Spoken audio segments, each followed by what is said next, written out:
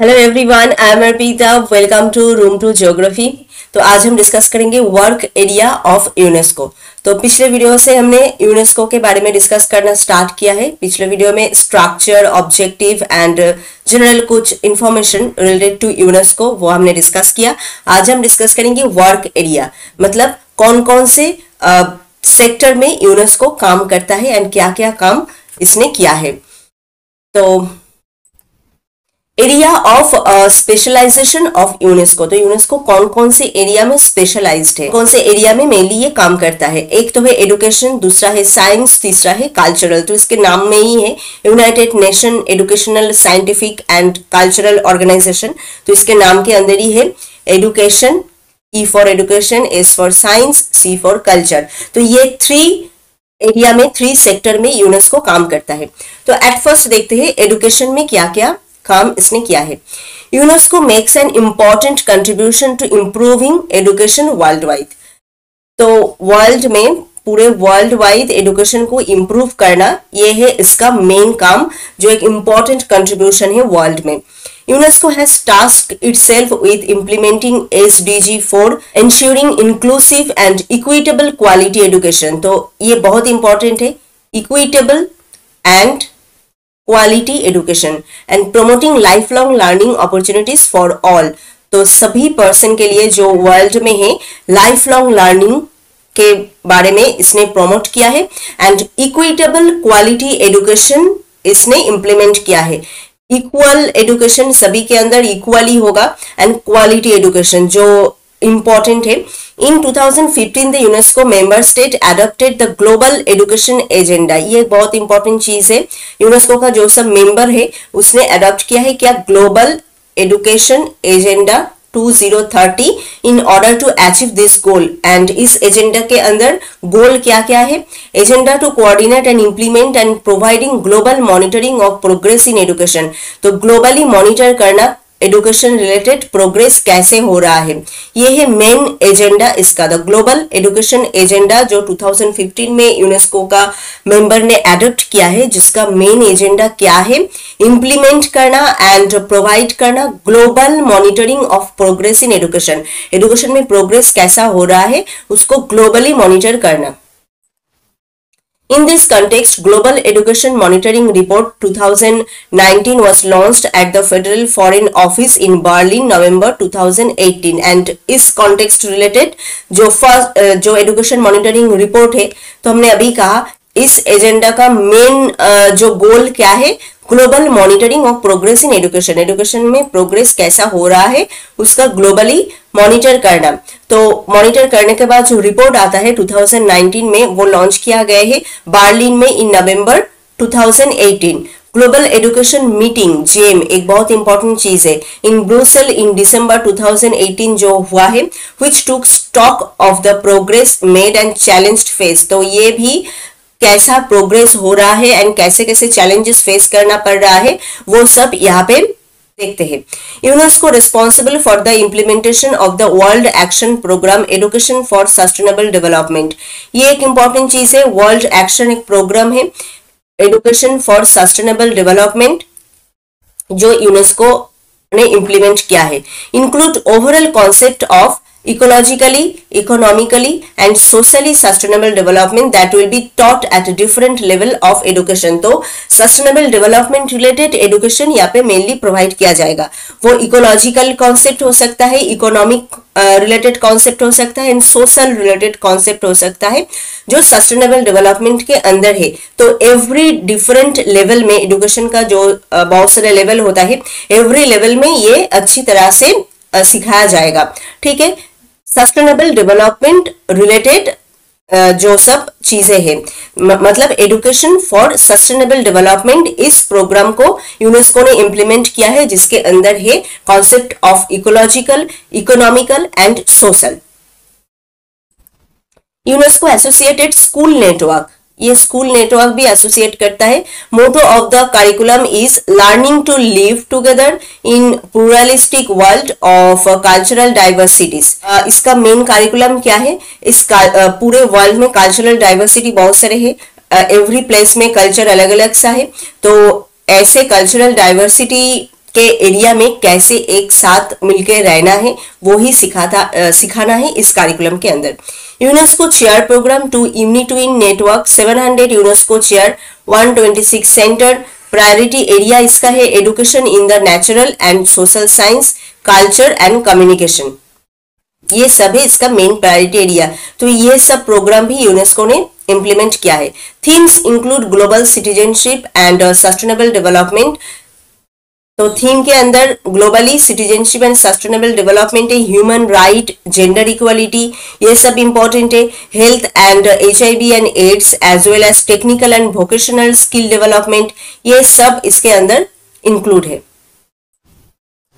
तो education related main काम क्या क्या हुआ है, एक तो इसका मेन काम है equitable quality education for all, ये एक इंपॉर्टेंट चीज है।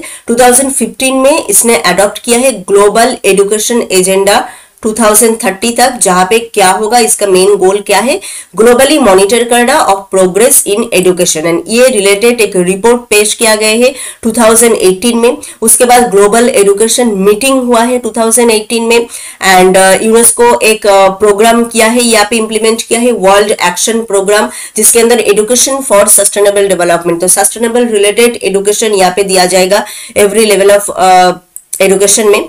एंड स्कूल नेटवर्क भी एसोसिएट करता है यूनेस्को, जिसका मेन करिकुलम क्या है, ऐसे कल्चरल डाइवर्सिटी एरिया में वर्ल्ड में कैसे आप एक साथ करके रह सकते हो, वो है इंपॉर्टेंट। एंड ग्लोबली आपको क्या क्या सिखाया जाएगा यहाँ पे, sustainable development related, gender equality, human right, health related and vocational skill development, ये सब है इसके एजुकेशन के अंदर।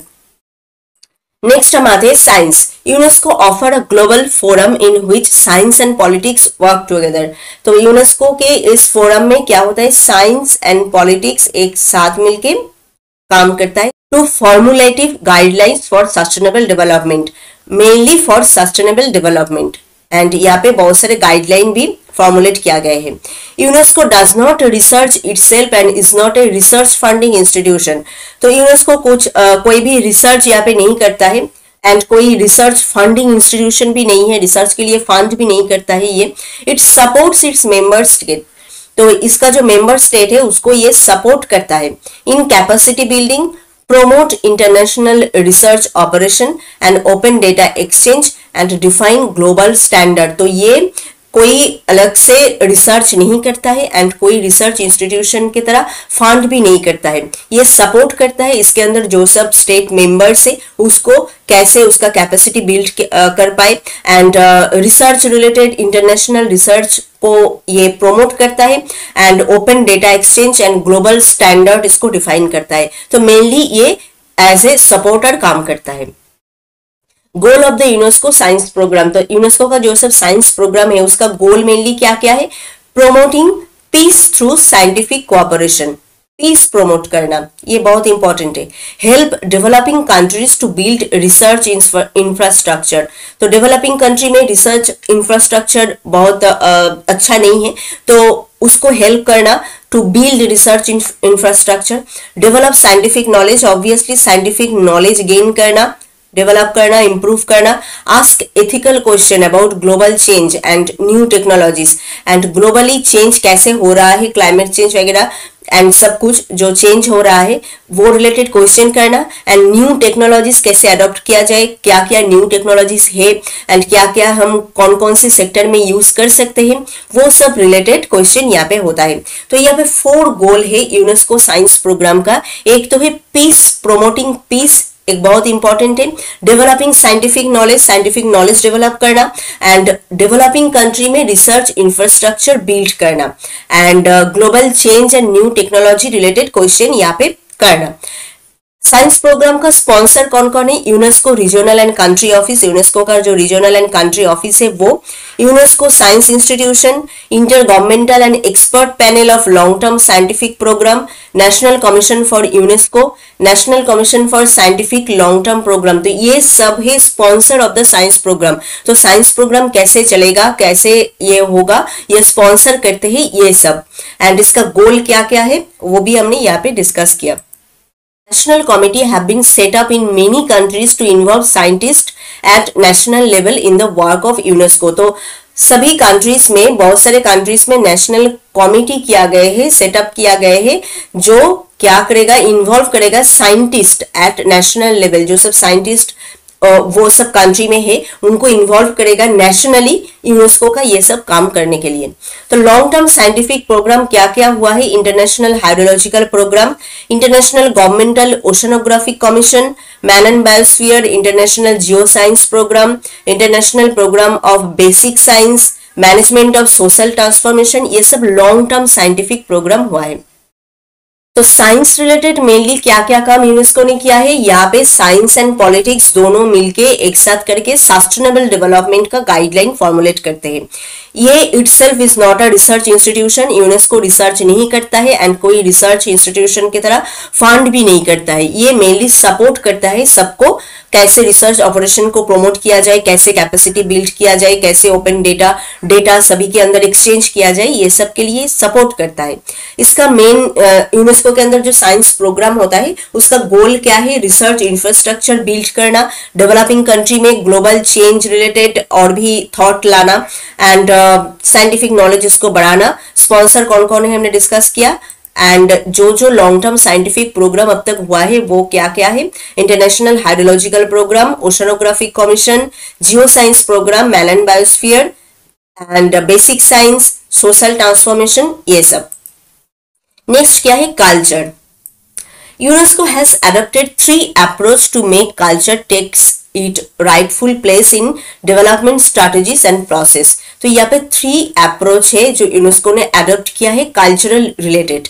Spearhead worldwide advocacy for culture and development, engaged with the international community to set clear policies and legal framework, engage होना international जो सब community है उसके साथ एंगेज होना and policy and legal framework ये सब सेट करना, work on the ground to support government and local stake holder to safeguard heritage. तो लोकल जो सब लोग है एंड जो गवर्नमेंट है उसको हेल्प करना कि वो अपना जो हेरिटेज है उसको कैसे सेव कर सके। The protection and conservation of cultural heritage जो हुआ था 2006 में, the preservation and promotion of cultural diversity and dialogue between culture at the main task of UNESCO in the programme area. तो मेनली कल्चरल डाइवर्सिटी इसको promote करना and preserve करना culture, ये है मेन काम कल्चर रिलेटेड यूनेस्को जो करता है। ये रिलेटेड एक प्रोग्राम हुआ था 2006 में, वो क्या है, the protection and conservation of cultural heritage. तो कल्चरल जो सब हेरिटेज है उसको प्रोटेक्ट करना एंड कैसे कंजर्व किया जाए वो। There are over 1073 monuments in 167 countries on the UNESCO World Heritage List। UNESCO का जो वर्ल्ड हेरिटेज लिस्ट है उसके अंदर है ये। The convention for the protection of intangible cultural heritage, ये भी एक इंपॉर्टेंट कन्वेंशन हुआ था 2006 में। The convention on the protection and promotion of the diversity of cultural expression, ये भी हुआ था 2007 में। Some important convention and international treaties of UNESCO to protect world culture and natural heritage। तो बहुत सारे ऐसे इंटरनेशनल एंड नेशनल ट्रेटीज वगैरह हुआ है, कन्वेंशन हुआ है जिसका मेन काम है कल्चर एंड नेचुरल हेरिटेज को प्रोटेक्ट करना एंड प्रमोट करना। The convention on the protection of the under water cultural heritage, जो सब अंडर वाटर कल्चरल हेरिटेज है उसको प्रोटेक्ट करना। Universal declaration on cultural diversity, obviously cultural diversity तो है ही, पूरे वर्ल्ड में बहुत टाइप का कल्चर है तो कल्चरल डाइवर्सिटी को डिक्लेयर करना। The convention for the protection of the world cultural and natural heritage 1972 में हुआ था, ये बहुत इंपॉर्टेंट। तो ये है कल्चरल रिलेटेड। तो कल्चरल रिलेटेड मेन काम है कल्चर को एंड हेरिटेज को प्रोटेक्ट करना, ये है मेन काम।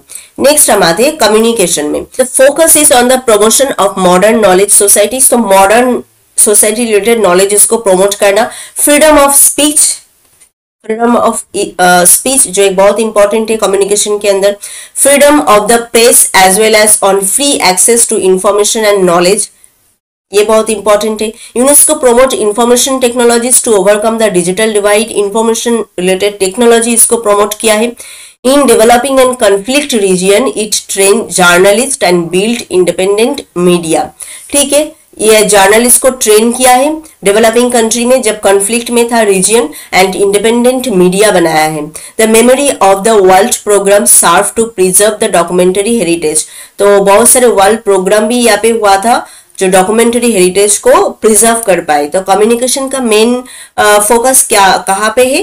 प्रमोट करना एंड मॉडर्न नॉलेज सोसाइटी को, एंड इंफॉर्मेशन टेक्नोलॉजी इसको प्रमोट करना, journalist and independent media banana, and freedom of speech जो बहुत इंपॉर्टेंट है।